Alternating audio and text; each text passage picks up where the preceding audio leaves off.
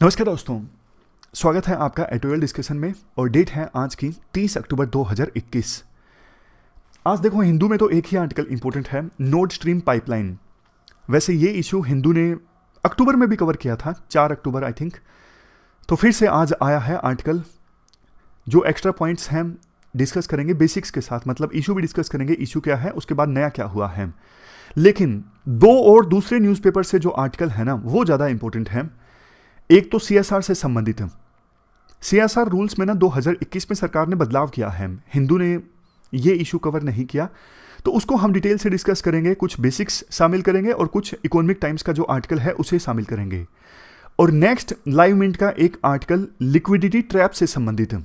Liquidity trap, ये term आपने काफ़ी सुनी होगी, तो आज इस टर्म को बेसिक्स के साथ जानेंगे और ये जानेंगे क्यों कहा जा रहा है अभी इकोनॉमिस्ट के द्वारा कि ग्लोबल इकोनॉमी जो है और इंडिया की इकोनॉमी भी, वो शायद लिक्विडिटी ट्रैप की तरफ मूव कर रही है। कब ये ट्रैप आता है और क्या ऐसी सिचुएशन है कि ग्लोबल इकोनॉमी और इंडिया की इकोनॉमी इस ट्रैप में फंस जाए। कोट है आज का मार्टिन लूथर किंग का। इन्होंने कहा था, असली जो पीस है ना, वो तब नहीं होती सिर्फ जब टेंशन ना हो, वायलेंस ना हो। असली पीस तब आती है जब जस्टिस वहां पे एग्जिस्ट करता हो।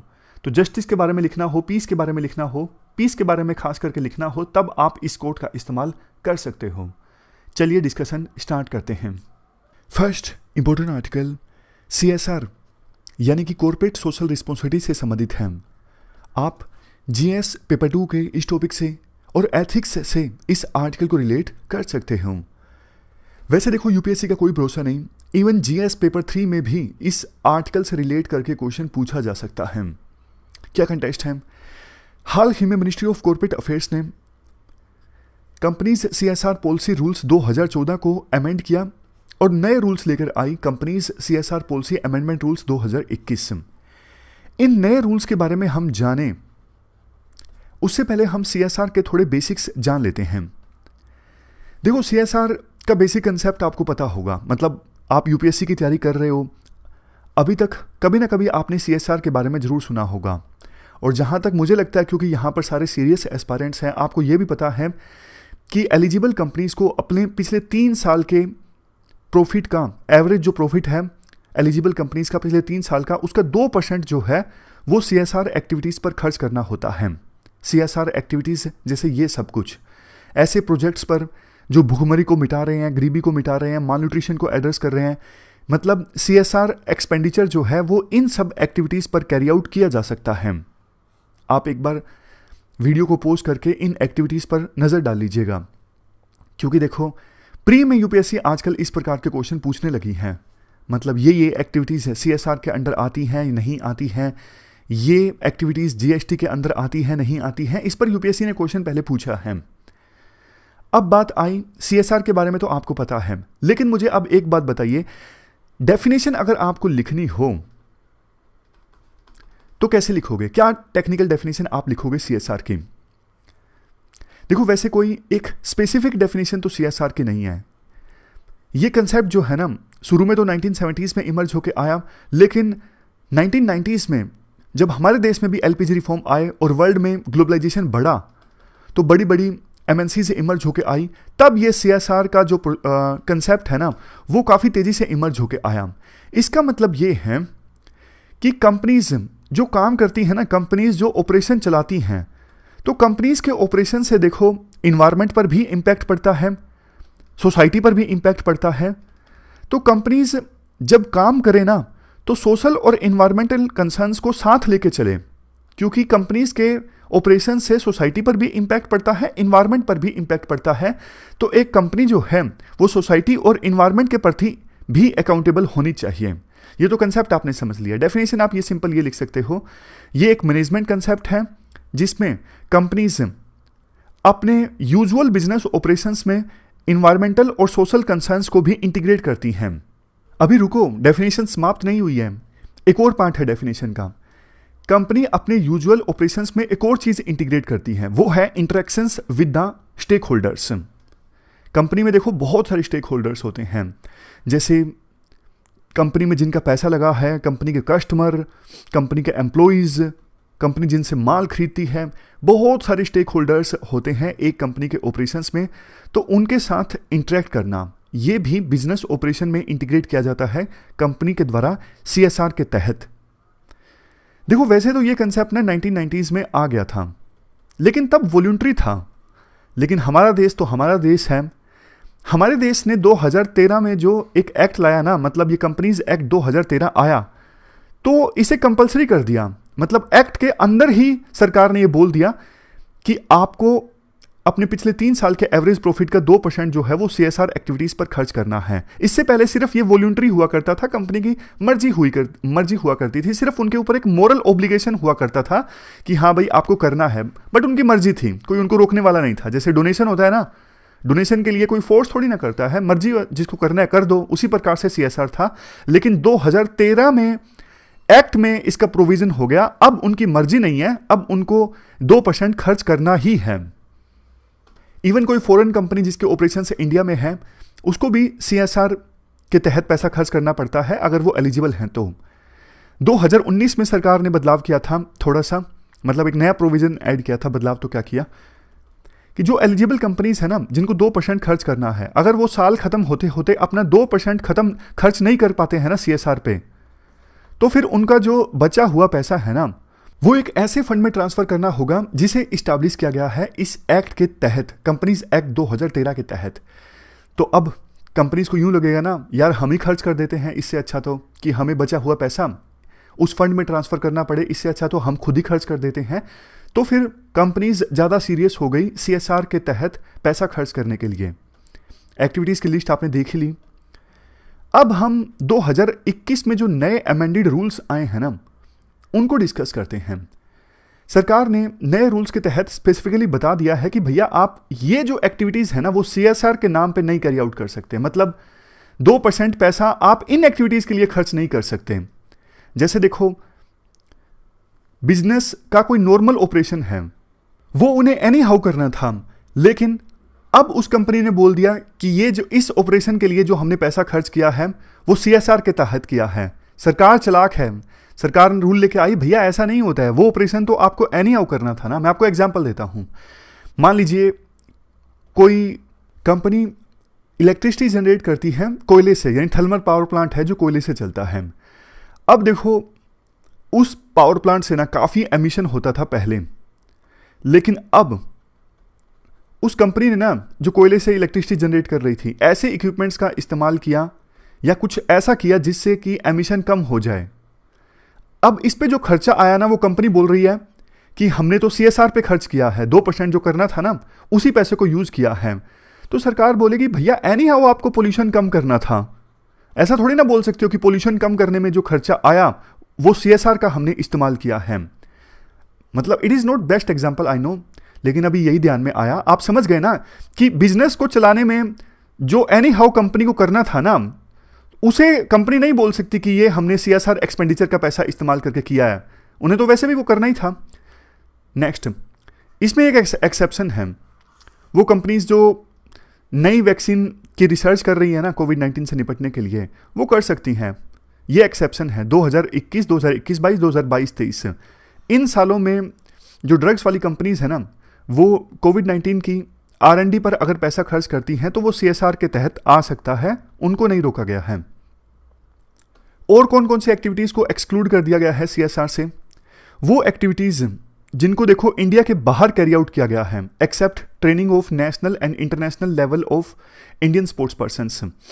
मतलब ऐसा नहीं, देखो कंपनीज को अगर CSR के तहत पैसा खर्च करना है ना, इंडिया में ही करना होगा। ऐसा नहीं कि इंडिया के बाहर जाके वो पैसा खर्च कर दें। ये एक एक्सेप्शन है कि स्पोर्ट्स पर्सन की ट्रेनिंग पे पैसा खर्च होता है, बस ये छूट है। अदरवाइज पैसा इंडिया में ही खर्च करना पड़ेगा, बाहर नहीं। नेक्स्ट, पॉलिटिकल पार्टीज को आप कंट्रीब्यूट नहीं कर सकते CSR के तहत। नेक्स्ट, आप कुछ ऐसा नहीं कर सकते जिससे आपके जो एम्प्लॉयज है ना उनको बेनिफिट हो, समाज को बेनिफिट होना चाहिए। नेक्स्ट, ये देखो इसलिए किया गया है क्योंकि बहुत सारी कंपनीज ऐसा करती हैं, अपने एम्प्लॉयज को पैसा दे देती हैं CSR के तहत और बाद में उनसे वापस वसूल लेती हैं कैश में, और लिख देती हैं कि हमने तो CSR के तहत अपने कंपनीज को 1-1 लाख रुपए दिए हैं, बाद में उन्हीं एम्प्लॉयज से पैसा वापस ले लिया। इसलिए अब आप सीएसआर के तहत अपने एम्प्लॉयज को प्रॉफिट नहीं पहुंचा सकते। नेक्स्ट, आप कोई ऐसा काम नहीं कर सकते जिससे आपका प्रोडक्ट और सर्विस जो है उसकी मार्केटिंग हो। इवन हमारे देश में और कोई कानून है जिसके तहत आपकी कोई ऑब्लिगेशन है, उस ऑब्लिगेशन को फुलफिल करने के लिए आप सीएसआर का पैसा नहीं इस्तेमाल कर सकते। नेक्स्ट, हर एक कंपनी को जिसको सीएसआर के तहत पैसा खर्च करना है ना, उनको सेंट्रल गवर्नमेंट के पास अपना रजिस्ट्रेशन करवाना होगा, सीएसआर 1 फॉर्म फिल करना होगा ऑनलाइन। 1 अप्रैल 2021 से ये अनिवार्य है। नेक्स्ट, एक्सटर्नल ऑर्गेनाइजेशंस से तो एंगेज किया जा सकता है। मान लीजिए कोई कंपनी है, वो सीएसआर के तहत पैसा खर्च करना चाहती है, उसको ज्ञान नहीं है कि कैसे मैं करूं, कौन सी एक्टिविटीज़ पे मैं खर्चा करूं, किसके साथ मैं एंगेज करूं, तो वो देखो एक्सटर्नल ऑर्गेनाइजेशंस के साथ एंगेज कर सकती है, जो उस कंपनी के लिए प्रोजेक्ट को डिज़ाइन कर दे, इवेल्युएट कर दे, कैपेसिटी बिल्डिंग कर दे, और ऑलरेडी अगर प्रोजेक्ट चल रहे हैं तो उसको मॉनिटर कर ले। तो मतलब इन सब चीज़ों के लिए एक्सटर्नल ऑर्गेनाइजेशंस को हायर किया जा सकता है। Next, annual action plan. Companies की जो सीएसआर कमेटी होंगी, उनको देखो कंपनी के लिए एनुअल एक्शन प्लान फॉर्मुलेट करना होगा कि इस साल हम इन एक्टिविटीज़ पर पैसा खर्च करेंगे सीएसआर के तहत। तो ये जो प्लान है ना, सीएसआर कमेटी बनाएगी और वो प्लान सौंपेगी बोर्ड ऑफ कंपनी को। नेक्स्ट पॉइंट, वैसे तो देखो सीएसआर एक्टिविटीज़ को कैरी आउट करने के लिए अलग से एम्प्लॉयज़ हायर किए जा सकते हैं, लेकिन सीएसआर एक्टिविटीज़ को कैरी आउट करने के लिए जो एडमिनिस्ट्रेटिव खर्चा है ना, वो 5% से कम नहीं होना, 5% से ज़्यादा नहीं होना चाहिए। पता लगे किसी कंपनी को सीएसआर एक्टिविटीज़ के तहत 10 करोड़ रुपए खर्च करना था, लेकिन वो अपनी बुक्स में ये दिखा दे कि हमने एक ऐसे पर्सन को हायर किया जिसने 5 करोड़ रुपए लिए 1 साल के, और ये बताया कि कैसे पैसा खर्च करना है सीएसआर एक्टिविटीज़ के तहत। तो सोच के देखिए, टोटल खर्च करना था 10 करोड़, और उसमें से 5 करोड़ तो ऐसे पर्सन को दे दिया जो बताएगा कि कैसे पैसा खर्च करना है, जो मॉनिटर करेगा। नहीं नहीं नहीं, एडमिनिस्ट्रेटिव एक्टिविटीज़ पे आप मैक्सिमम 5% खर्च कर सकते हो, इससे ज़्यादा नहीं। बस लास्ट में 2-3 और भी प्रोविज़न हैं, ये तो आसान है। देखो सीएसआर के तहत मान लीजिए अगर किसी कंपनी ने किसी प्रोजेक्ट के लिए एलोकेट किए ना 1 करोड़ रुपए, लेकिन साल के अंत तक वो प्रोजेक्ट कंप्लीट हो गया, बट पूरे पैसे खर्च नहीं हुए। मान लीजिए 90 लाख में ही वो प्रोजेक्ट कंप्लीट हो गया, तो बाकी बचे हुए 10 लाख रुपए हैं ना, ऐसा नहीं कि कंपनी अपनी मार्केटिंग के लिए इस्तेमाल कर देगी, या तो कंपनी वो पैसा उसी प्रोजेक्ट में री इन्वेस्ट करेगी किसी दूसरी जगह पे जो भी है, या फिर उस पैसे को 2013 के तहत जो फंड इस्टेब्लिश किया गया है ना सरकार के द्वारा, उस फंड में ट्रांसफर करेगी। नेक्स्ट है इंपैक्ट असेसमेंट। अब देखो कई कंपनीज ऐसी हैं जिन्होंने लगातार 3 सालों तक सीएसआर के तहत 10 करोड़ से ज़्यादा रुपए खर्च किए हैं, और किसी प्रोजेक्ट पे तो 1 करोड़ से ज़्यादा खर्च किए हैं। तो ऐसी कंपनीज को एक इंडिपेंडेंट एजेंसी हायर करनी होगी, ताकि ये एजेंसी थोड़ा इम्पैक्ट भी पता लगाए कि जिन प्रोजेक्ट्स पर सीएसआर के तहत कंपनीज ने 1 करोड़ से ज़्यादा खर्च किए हैं ना, तो उस प्रोजेक्ट का आउटकम क्या निकला है, कितना इम्पैक्ट डाला है उस प्रोजेक्ट ने। ये सब पता लगाने के लिए एक इंडिपेंडेंट एजेंसी को हायर करना होगा उन कंपनीज को जिन्होंने लगातार 3 सालों तक सीएसआर के तहत 10 करोड़ से ज़्यादा रुपए खर्चा किया है। बस यही पॉइंट एक्सप्लेन है इसका। तो ये हमने सारे नए जो रूल्स आए हैं ना अमेंडेड, उनको डिस्कस कर लिया।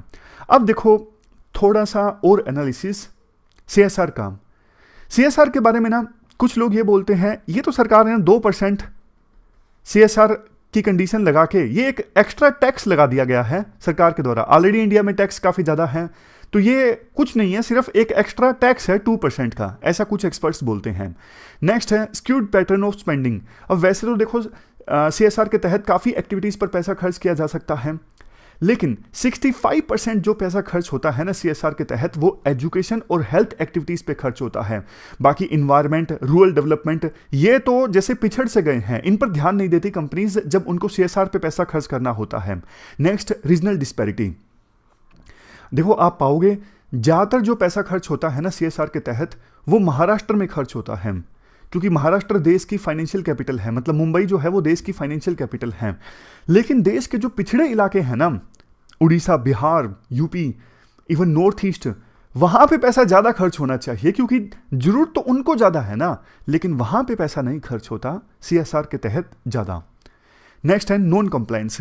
बहुत सारी कंपनीज तो देखो इन रूल्स को मानती नहीं है। सरकार का इतना इंफ्रास्ट्रक्चर है नहीं कि उन कंपनीज को पकड़ा जा सके, उनको बोला जा सके। तो इंफ्रास्ट्रक्चर काफ़ी ढीला है सरकार का। अगर कोई कंपनीज CSR के तहत कंप्लायंस को नहीं भी फुलफिल करती हैं तो भी उनको पनिश करने के लिए इतना इंफ्रास्ट्रक्चर, इतने पर्सनल सरकार के पास है नहीं। Next, cheating and favour donations.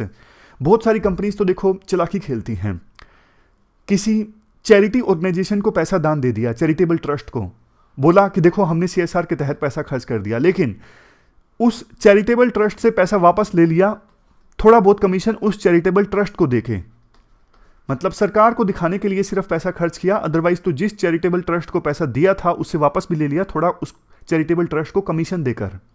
ये चैलेंजेस हैं। अब बात आती है करना क्या चाहिए। 5 पॉइंट्स हैं सिंपल। कम्युनिटीज को इन्वॉल्व करो, एम्प्लॉइज को पार्टिसिपेट करो CSR के तहत जो आप एक्टिविटीज कैरी आउट करते हो। इससे एम्प्लॉइज का जो पार्टिसिपेशन, एम्प्लॉइज का मोटिवेशन जो है वो इंक्रीज होगा और कम्युनिटी भी इन्वॉल्व होगी इन एक्टिविटीज में। कोलैबोरेट करो आप एफिशिएंसी के लिए, NGOs के साथ कोलैबोरेट करो, दूसरी एजेंसीज के साथ कोलैबोरेट करो, क्योंकि ये एक्सपर्ट होते हैं, ये आपको बताएंगे कि कैसे आप पैसा खर्च कर सकते हो, कितने एफिशिएंसी के साथ है। इवेल्युएशन करवाओ, आप जो भी एक्टिविटीज कैरी आउट कर रहे हो उन्हें इवेल्युएट करवाओ, उनका कितना फायदा हो रहा है, उन प्रोजेक्ट्स को आप मॉनिटर करवाओ ढंग से। Next, fair and balanced expenditure होना चाहिए सभी एक्टिविटीज पे। ऐसा नहीं कि आपने एक ही एक्टिविटी पर, जैसे एजुकेशन पे ही सारा पैसा खर्च कर दिया या फिर एनवायरनमेंट पे ही सारा पैसा खर्च कर दिया। नेक्स्ट, जो कंपनीज पैसा खर्च करती हैं CSR के तहत उनको थोड़ा इंसेंटिव भी देना चाहिए सरकार के द्वारा। किसी भी प्रकार का इंसेंटिव हो सकता है, जैसे कॉर्पोरेट टैक्स में, समझ गए, ताकि और ज़्यादा कंपनीज अट्रैक्ट हों CSR के तहत पैसा खर्च करने के लिए। तो ये हमने पूरा आर्टिकल डिस्कस किया CSR से संबंधित है। चलते हैं आगे। इसके बाद नेक्स्ट आर्टिकल लिक्विडिटी ट्रैप से संबंधित है। आप GS पेपर 3 से इस आर्टिकल को रिलेट कर सकते हो। क्या कंटेक्स्ट है? कुछ समय पहले IMF इकोनॉमिस्ट गीता गोपीनाथ ने ये स्टेटमेंट दी थी कि ग्लोबल इकोनॉमी जो है वो लिक्विडिटी ट्रैप की तरफ मूव कर रही है। क्या मतलब है इस टर्म का, लिक्विडिटी ट्रैप?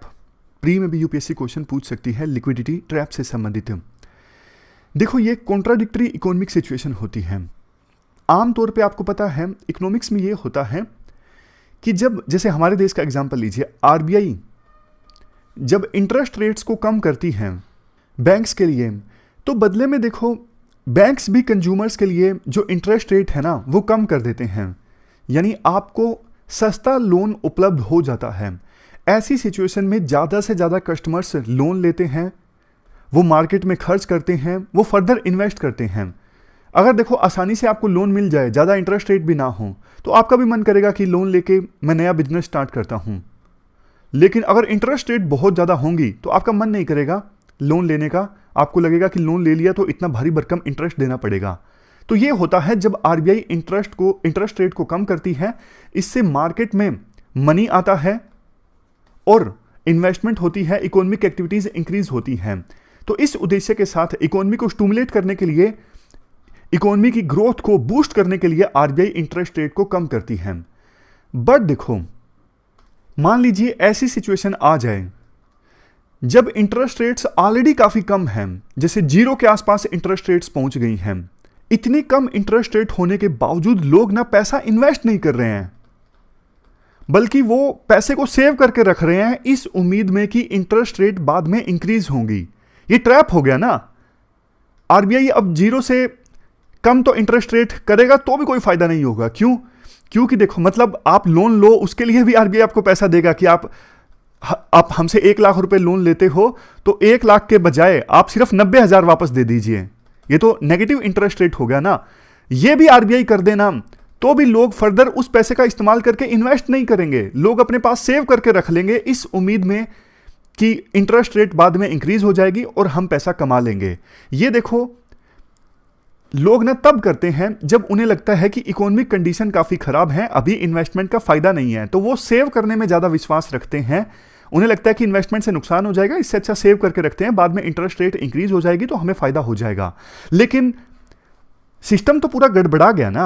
आमतौर पे तो ऐसा होता है, RBI जब इंटरेस्ट रेट कम करती है तो उसका मतलब यह होता है कि मार्केट में ज्यादा पैसा आएगा, ज्यादा पैसा आएगा तो लोग ज्यादा पैसा खर्च करेंगे, इकोनॉमिक एक्टिविटीज इंक्रीज होंगी, ये होता है यूजली। लेकिन लिक्विडिटी ट्रैप में ऐसी सिचुएशन आ जाती है कि इंटरेस्ट रेट इतनी कम हो गई और इकोनॉमिक कंडीशन खराब है, तो कंज्यूमर पैसे को सेव कर रहा है, इन्वेस्ट नहीं कर रहा। फर्दर अगर आरबीआई इंटरेस्ट रेट कम करता भी है तो भी उसका कोई फायदा नहीं होगा, बल्कि कंज्यूमर उस पैसे को सेव कर लेगा इस उम्मीद में कि इकोनॉमिक कंडीशन तो खराब है लेकिन इंटरेस्ट रेट बढ़ जाएगी तो हमें फायदा हो जाएगा। तो यह होता है लिक्विडिटी ट्रैप, मतलब ट्रैप आ गया। ट्रैप क्या आ गया? ट्रैप यह है कि आरबीआई फर्दर इंटरेस्ट रेट कम भी कर देगा तो भी इन्वेस्टमेंट इंक्रीज नहीं होगी, उसका कोई फायदा नहीं होगा, क्योंकि कंज्यूमर को लगता है कि इन्वेस्ट करने का कोई फायदा नहीं है, सेविंग करने का फायदा है। तो मॉनेटरी पॉलिसी तो इनइफेक्टिव हो गई ना, तो आरबीआई का इंटरेस्ट रेट कम करना यह तो पूरी तरह से इनइफेक्टिव हो गया ना। यह ट्रैप है।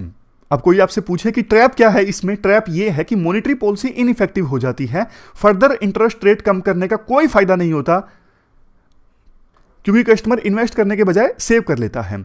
तो अब क्वेश्चन ये उठता है, क्या ग्लोबल इकोनॉमी लिक्विडिटी ट्रैप की तरफ मूव कर रही है? देखो कुछ सिचुएशन तो ऐसी लग रही है जैसे इंटरेस्ट रेट्स अभी ज्यादातर सेंट्रल बैंक्स की काफी कम है। ग्लोबल इकोनॉमी का 60% हिस्सा ऐसा है, मतलब 60% देश ऐसे हैं जहां पे इंटरेस्ट रेट काफी कम है। और जो हमारे पूरे वर्ल्ड में एडवांस्ड इकोनॉमीज है ना, 97% एडवांस्ड इकोनॉमीज ऐसी हैं जहां पे सेंट्रल बैंक्स ने इंटरेस्ट रेट को 1% से भी कम कर दिया है। आमतौर पे ना डेवलपिंग कंट्रीज में इंटरेस्ट रेट ज्यादा कम होती नहीं है, लेकिन अब तो डेवलपिंग कंट्रीज में भी इंटरेस्ट रेट नियर जीरो आ गई हैं। कई सारे डेवलपिंग कंट्रीज में, जैसे पेरू में, चिली में, ये डेवलपिंग कंट्रीज हैं। यहां पे देखो बोरोइंग कॉस्ट जो है ना जीरो के आसपास है, मतलब आप बैंक से पैसा ले सकते हो जितना आप लेना चाहते हो, आपको ज्यादा इंटरेस्ट देने की आवश्यकता नहीं है, नाम मात्र का इंटरेस्ट रेट या फिर जीरो इंटरेस्ट रेट। आप सोचोगे ऐसा किया क्यों है सरकार ने, ऐसे तो कोई वापस ही नहीं देगा, इतना नुकसान हो जाएगा। अरे आप नुकसान की सोच रहे हो, उनकी इकोनॉमी क्रैश होने वाली है, चिली और पेरू की। सरकार चाहती है कि लोग खर्चा करें, डिमांड इंक्रीज हो मार्केट में, डिमांड इंक्रीज होगी तभी तो कंपनीज प्रोड्यूस करेंगी ना, इसलिए ज्यादा से ज्यादा पैसा दे रही है इन दोनों देशों की जो सरकार है अपने कस्टमर्स को, अपने सिटीजन्स को। नेक्स्ट, ग्लोबल डिमांड देखो अभी भी काफी कम है। कोविड-19 की महामारी में अभी भी नेक्स्ट जो वेरिएंट है ना ओमिक्रॉन, उसका खतरा है, ग्लोबल डिमांड नहीं बढ़ पा रही है। तो डिमांड ही नहीं होगी तो लोग इन्वेस्ट क्या करेंगे, फिर से सेव करके रखेंगे, सेव करके रखेंगे तो वो लिक्विडिटी ट्रैप आ जाएगा। उसके बाद नेक्स्ट है, क्या इंडिया को चिंता करने की आवश्यकता है? हाँ, इंडिया को भी चिंता करने की देखो आवश्यकता है, क्योंकि इंडिया में भी बेशक सेकेंड वेव के बाद डिमांड धीरे धीरे इंक्रीज हो रही थी, फिर से ओमिक्रॉन का जो वेरिएंट है वो कंसर्निंग है, केस बढ़ रहे हैं लगातार। अगर हमारे देश में इन्फ्लेशन कम हो गई ना 4% से, तो हमें भी खतरा है, हम भी लिक्विडिटी ट्रैप में आ सकते हैं। तो क्या किया जा सकता है? देखो बेसिक कंसेप्ट आप समझ गए होंगे कि लिक्विडिटी ट्रैप से बचना है तो मार्केट में इन्वेस्टमेंट होनी चाहिए, मतलब कस्टमर सेव करने के बजाय इन्वेस्ट करे, ये इंश्योर करना जरूरी है।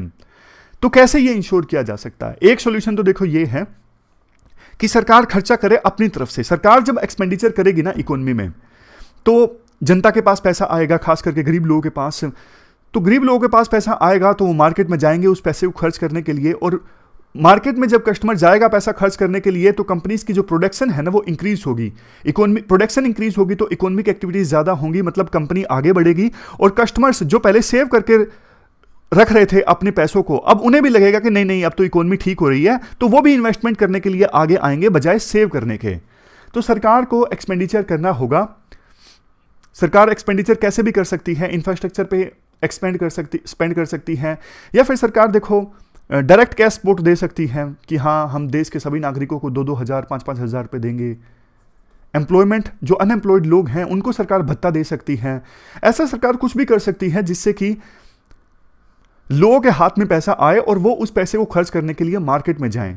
इसके अलावा देखो ग्लोबल डिमांड पुश करने के लिए ज़्यादा से ज़्यादा देशों के बीच ट्रेड एग्रीमेंट साइन हो सकते हैं, जैसे India free trade agreement sign करने के लिए नेगोशिएशंस कर रहा है। तो ये सारे स्टेप्स उठाए जा सकते हैं लिक्विडिटी ट्रैप से बचने के लिए। इसके बाद नेक्स्ट जो आर्टिकल है ना वो नॉर्ड स्ट्रीम सेकंड पाइपलाइन से संबंधित है। आप जीएस पेपर सेकंड के इस टॉपिक से आर्टिकल को रिलेट कर सकते हो। सबसे पहले तो आप ये जान लीजिए नॉर्ड स्ट्रीम सेकंड या फिर एनएस सेकंड का क्या मतलब है। ये देखो एक पाइपलाइन है जो रशिया को जर्मनी से जोड़ती है। रशिया से गैस ट्रांसमिट की जा सकती है, एनर्जी ट्रांसमिट की जा सकती है इस पाइपलाइन की सहायता से। ये जो नीले रंग की पाइपलाइन दिख रही है आपको, ये है नॉर्ड स्ट्रीम सेकंड, और ऊपर जो लाल रंग की पाइपलाइन आपको दिख रही है, ये है नॉर्ड स्ट्रीम 1। ये भी पाइपलाइन है। ये ऊपर वाली जो पाइपलाइन है ना लाल रंग की, नॉर्ड स्ट्रीम 1, ये तो देखो 2011 में बन गई थी। लेकिन ये NH2 जो है नॉर्ड स्ट्रीम सेकंड, नीचे वाली नीले रंग वाली, ये इसकी कंस्ट्रक्शन पूरी हो गई है, स्टार्ट ये अभी भी नहीं हुई है। लेकिन इसको लेके कंट्रोवर्सी है जिसके बारे में हम डिस्कस करेंगे, और आज का आर्टिकल क्या है वो भी डिस्कस करेंगे। पहले बेसिक्स की बात करते हैं। ये नॉर्ड स्ट्रीम सेकंड जो पाइपलाइन है, इसके लिए पाइप्स की मैन्युफैक्चरिंग स्टार्ट हुई 2016 में, कंस्ट्रक्शन स्टार्ट हुई 2018 में। इस पाइपलाइन की टोटल लेंथ कितनी है? 1224 किलोमीटर। ये जो रूट आपको दिख रहा है ये 1224 किलोमीटर का है। 11 बिलियन डॉलर्स की लागत आई इस पाइपलाइन को कंस्ट्रक्ट करने में। और अगर देखो रशिया से जर्मनी तक एनर्जी को ट्रांसफ़र करना है, गैस या फिर ऑयल डिलीवर करना है, तो ये जो रूट है ना शॉर्टेस्ट, मोस्ट इकोनॉमिकल और इन्वायरमेंट फ्रेंडली रूट है। अब ये बात सुन के आपके मन में क्वेश्चन आया होगा जाहिर तौर पर, जब सब कुछ इतना ही अच्छा है तो फिर कंट्रोवर्सी किस चीज़ की? और अगर ये रूट सबसे ज़्यादा इकोनॉमिकल, इन्वायरमेंट फ्रेंडली रूट है, तो क्या इसके अलावा भी कोई रूट है? जी हाँ, दोनों क्वेश्चंस के आंसर्स आपस में इंटरलिंक्ड हैं। कंट्रोवर्सी क्या है पहले ये जानते हैं। देखो अभी यूरोप जो है 40% एनर्जी नीड्स के लिए रशिया पर डिपेंडेंट है। ये जो पाइपलाइन है अगर चालू हो गई, Nord stream second, Nord stream 1 तो ऑलरेडी वर्किंग है, 2 अगर चालू हो गई तो यूरोप की जो डिपेंडेंस है ना वो रशिया के ऊपर और ज़्यादा बढ़ जाएगी एनर्जी के लिए। यूएसए ऐसा नहीं चाहता, इवन यूरोप के कुछ देश ऐसा नहीं चाहते कि हम रशिया के ऊपर डिपेंडेंट हो एनर्जी के लिए पूरी तरह से। जैसे देखो इंडिया भी नहीं चाहता कि हम पूरी तरह से वेस्ट एशिया पर डिपेंडेंट हो एनर्जी के लिए, कल को युद्ध हो जाए और कोई दिक्कत हो जाए, एक ही रीजन से हम ऑयल इंपोर्ट करें, हमारी पूरी तरह से डिपेंडेंसी हो, ये तो उस देश की सिक्योरिटी के लिए भी ठीक नहीं है ना। तो ये पहला रीजन है, रशिया के ऊपर इंक्रीज होती डिपेंडेंसी। दूसरा रीजन, यूएसए ये चाहता है आप हमारी सी बोर्न LNG गैस जो है, लिक्विफाइड नेचुरल गैस, वो इंपोर्ट कीजिए। इसके बाद तीसरा रीजन जिसकी वजह से कंट्रोवर्सी पैदा हो गई NH2 को लेके, यानी नॉर्ड स्ट्रीम सेकंड को लेके, देखो अभी एक और रूट भी है रशिया से यूरोप में एनर्जी ट्रांसमिट करने का। ये जो रूट है ना ये लैंड रूट है, ये यूक्रेन से होके जाता है। ये रशिया है, मैप देखिए, ये रशिया है, ये यूक्रेन है। तो लैंड पाइपलाइन जो है वो रशिया से जाती है यूक्रेन होते हुए यूरोप के वेरियस कंट्रीज में, जर्मनी में, पोलैंड में। तो ये जो लैंड रूट है ना ये यूक्रेन के लिए भी यूजफुल है। क्यों? क्योंकि रशिया की पाइपलाइन यूक्रेन से होकर जाएगी तो यूक्रेन को ट्रांजिट फीस तो देनी पड़ेगी ना। मतलब यूक्रेन का लैंड भी तो बीच में इस्तेमाल हो रहा है, आप सिंपल कह लीजिए रेंट तो देना पड़ेगा ना। रशिया की पाइपलाइन यूक्रेन से होकर जा रही है, तो इस लैंड रूट से यूक्रेन को भी काफ़ी फायदा होता है, उनका खर्चा चल जाता है। सही मायने में तो देखो रशिया से यूक्रेन को जो ये ट्रांजिट फीस मिलती है ना, ये ट्रांजिट फीस यूक्रेन की इकोनॉमी में बड़ा रोल प्ले करती है। तो अगर ये नॉर्ड स्ट्रीम सेकंड चालू हो गई तो फिर तो यूक्रेन को ट्रांजिट फीस मिलनी कम हो जाएगी, और यूक्रेन को अगर ट्रांजिट फीस कम मिलेगी तो यूक्रेन की जो इकोनॉमी है वो ठप होने की दिशा में आगे बढ़ेगी। ये तीसरा पॉइंट है कंट्रोवर्सी का। और चौथा पॉइंट तो सिंपल ये है, कल को देखो रशिया का कोई विवाद होता है यूरोप के साथ, तो रशिया यूरोपियन कंट्रीज को ब्लैकमेल कर सकता है कि आप हमारी बात मानिए, अदरवाइज हम एनर्जी सप्लाई तो है आपकी वो कट कर देंगे। मतलब यूरोप की जो डिपेंडेंसी है ना रशिया के ऊपर, रशिया इसे वेपन के तौर पे इस्तेमाल कर सकता है, हथियार के तौर पर। जैसे देखो चाइना ने कोविड-19 के दौरान सप्लाई चेन्स को एज ए वेपन इस्तेमाल किया, यानी दूसरे देश को फोर्स किया अपनी बात मनवाने के लिए। चाइना ने कहा अगर आपको ज़रूरी यूज़ की वस्तुएं चाहिए तो हमारी बात मानिए, नहीं तो हम सप्लाई चेन्स कट कर देंगे, आपको सप्लाई नहीं मिलेगी। तो कल को रशिया भी ऐसा कर सकता है। तो इन 4 पॉइंट्स की वजह से कंट्रोवर्सी थी। अब देखो, इस पाइप का कंस्ट्रक्शन तो हो गया है, स्टार्ट नहीं हुई है, ये चालू नहीं हुई है। तो फिर आपके मन में एक क्वेश्चन फिर से आया होगा, तो क्या स्टार्ट होगी या फिर नहीं होगी? यूएसए जो बार बार धमकी दे रहा था सैंक्शंस लगाने की, यूएसए कहता था कि हम सैंक्शंस लगा देंगे अगर ये पाइपलाइन स्टार्ट हुई, तो क्या यूएसए अभी भी नाराज है या फिर नहीं है? इसका आंसर है नो। यूएसए अब नाराज नहीं है। यूएसए और जर्मनी के बीच डील साइन हो गई है। तो कुछ जो कंट्रोवर्शियल पॉइंट्स थे उनको एड्रेस कर दिया गया है। क्या डील साइन हुई है? देखो, यूएस और जर्मनी के बीच डील साइन ये हुई है कि कल को अगर रशिया एनर्जी को एक हथियार के तौर पे इस्तेमाल करता है, मतलब ब्लैकमेल करता है यूरोप को कि हम एनर्जी की सप्लाई कट कर देंगे अगर आपने हमारी बात नहीं मानी, तो फिर जर्मनी स्टेप्स लेगा अपने आप से कि यूरोपियन यूनियन जो है वो सैंक्शंस लगाए रशिया के अगेंस्ट, यूरोपियन यूनियन एक्शन ले रशिया के अगेंस्ट, ताकि रशिया की जो एक्सपोर्ट कैपेबिलिटी है यूरोप को गैस ट्रांसमिट करने की, उसे रिस्ट्रिक्ट किया जा सके। मतलब ज़्यादा रशिया जो है गैस ट्रांसपोर्ट ना करे, एक्सपोर्ट ना करे यूरोप को, यूरोप रशिया से गैस लेना कम कर दे। ये एक्शन लेगा जर्मनी रशिया के अगेंस्ट। अगर रशिया या तो एनर्जी को एक वेपन के तौर पे इस्तेमाल करता है या फिर रशिया यूक्रेन के अगेंस्ट एग्रेसिव रुख अपनाता है। आपको पता है रशिया और यूक्रेन के रिश्ते अच्छे नहीं हैं। 2014 में क्रीमिया नाम का एक पोर्शन हड़प लिया रशिया ने यूक्रेन से। तो अगर यूक्रेन के अगेंस्ट एग्रेसिवनेस शो करता है रशिया, तो भी जर्मनी जो है वो एक्शन लेगा रशिया के अगेंस्ट। अब आपके मन में आया होगा ये तो ठीक है, वो चीज़ कैसे एड्रेस हुई जो हमने कहा था कि यूक्रेन को ट्रांजिट फीस मिलनी बंद हो जाएगी? इस चीज़ को जर्मनी ने ऐसे एड्रेस किया है, जर्मनी रशिया को बोलेगा कि आपका यूक्रेन के साथ में 2024 तक जो एग्रीमेंट है ना ट्रांजिट फीस देने का, उसे आप 10 सालों के लिए एक्सटेंड कर दीजिए। इसके साथ साथ यूक्रेन का जो $1 बिलियन का ग्रीन फंड फॉर यूक्रेन है ना, इस फंड में जर्मनी एटलीस्ट $175 मिलियन कंट्रीब्यूट करेगा। वैसे आज के आर्टिकल में ये रकम $206 मिलियन दी हुई है। इससे यूक्रेन की जो एनर्जी इंडिपेंडेंस है वो इंप्रूव होगी। इसका क्या मतलब है? इसका मतलब देखो ये है, यूक्रेन भी अपनी एनर्जी के लिए ना रशिया के ऊपर डिपेंडेंट है। कल को अगर रशिया ने यूक्रेन को एनर्जी सप्लाई करनी बंद कर दी तो यूक्रेन क्या करेगा? तो एनर्जी इंडिपेंडेंस हासिल करने के लिए, यानी सेल्फ सफिशिएंसी, जो इंडिया अभी आत्मनिर्भर भारत की बात करता है, वैसे ही एनर्जी के मामले में यूक्रेन सेल्फ सफिशिएंट हो, इसके लिए वो हाइड्रोजन एनर्जी पे रिसर्च कर रहे हैं ताकि रशिया के ऊपर निर्भर ना करें। इसके लिए उन्होंने $1 बिलियन का फंड बनाया और इसमें जर्मनी कंट्रीब्यूट करेगा $175 मिलियन। तो ये डील साइन हुई है यूएस और जर्मनी के बीच। इसके बाद यूएसए तैयार हो गया है इस पाइपलाइन के लिए। अब यूएसए को कोई दिक्कत नहीं है। वैसे देखो, यूरोप में ना गैस प्राइसेस अभी बहुत ज़्यादा बढ़े हुए हैं, $1000 पर 1000 क्यूबिक मीटर्स हैं। इसकी वजह से बहुत सारी इंडस्ट्रीज और फूड सप्लाई चेन्स जो हैं वो स्ट्रेस में हैं। रेट इसलिए बढ़े हुए हैं, एक तो रशिया ने यूक्रेन से होते हुए उनका जो लैंड रूट है वहाँ से एनर्जी सप्लाई कम कर दी। रशिया ने बहाना मारा कि अभी हमें डोमेस्टिकली काफ़ी एनर्जी की आवश्यकता है, इसलिए हम ज़्यादा एक्सपोर्ट नहीं कर पा रहे हैं।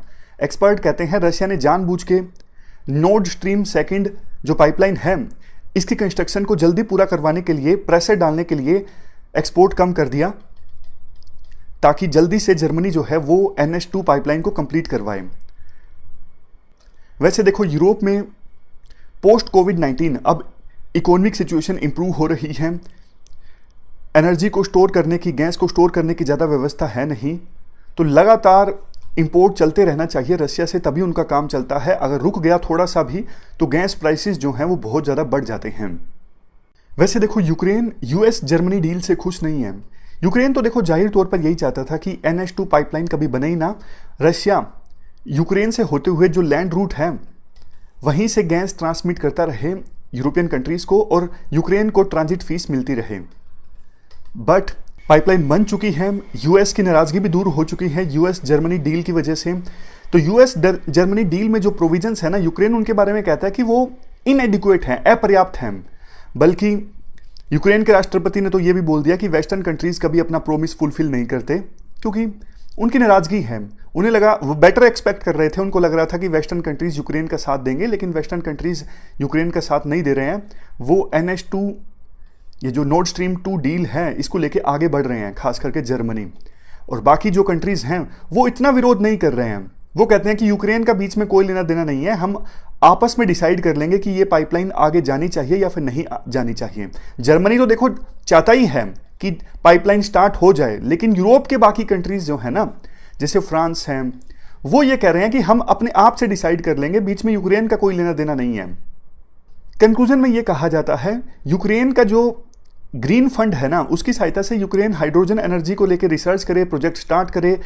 इससे फायदा ये होगा, अगर, क्योंकि देखो यूक्रेन के पास भी बहुत पोटेंशियल है गैस का, अगर उसे यूटिलाइज कर पाता है यूक्रेन, तो ना सिर्फ यूक्रेन हाइड्रोजन गैस को एक्सपोर्ट कर पाएगा यूरोपियन कंट्रीज को, बल्कि अपने आप से भी वो इंडिपेंडेंट हो जाएगा, रशिया के ऊपर डिपेंडेंट नहीं रहेगा।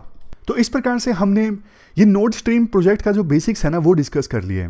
अब वैसे देखो, ये नॉर्ड स्ट्रीम 2 जो गैस पाइपलाइन है ना, बन के तैयार है। हाल ही में रशिया के राष्ट्रपति व्लादिमीर पुतिन ने ये स्टेटमेंट दी कि ये पाइपलाइन बन के तैयार है, अब अप्रूवल मिलने की देरी है। ये यूरोपियंस पे डिपेंड करता है कि वो इस पाइपलाइन के थ्रू गैस इंपोर्ट करते हैं या फिर नहीं करते हैं।